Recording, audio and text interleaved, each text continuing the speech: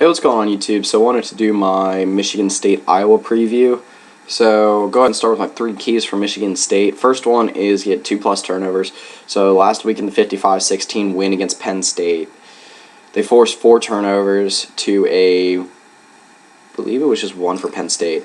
So they got to Christian Hackenberg very well, and obviously saw what happened. Penn State was not a team all year that was able to really compete with the big boys. Michigan, Ohio State, and Michigan State were all rough games for them. I thought they'd be able to contend with Michigan earlier in the year, but as soon as I saw how they played against some of the bigger teams, you just kind of knew that they weren't going to beat Michigan State. So, secondly, rush for 175+ yards. They're not a team. They're a team that's running back by committee, and if they can at least get 175 yards, obviously against a team like Iowa, that's a run-first team, you want to control the clock, preferably get above 200 yards, but I think 175 yards will do it. They had 188 last week. I think Gerald Holmes was the leader in carries last week. He's one of the freshmen they have, I do believe. And then I think the guy that's been getting the dominant amount of carries this year has been L.J. Scott, though. So as long as both of them, whoever else they get the ball to, can combine for above 175 yards, I think they'll be fine.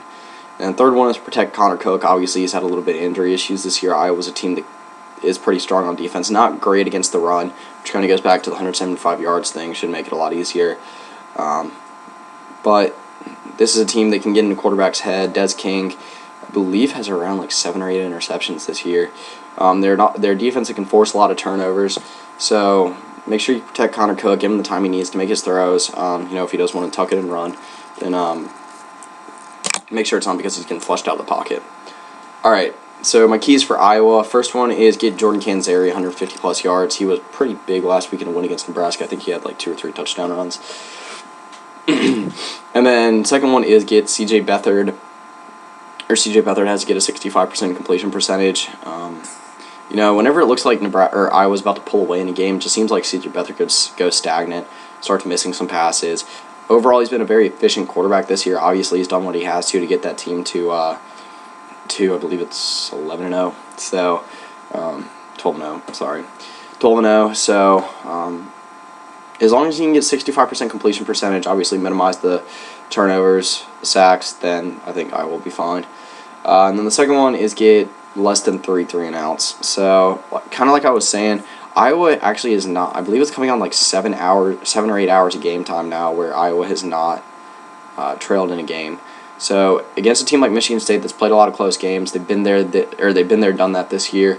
I don't think that's going to work so well.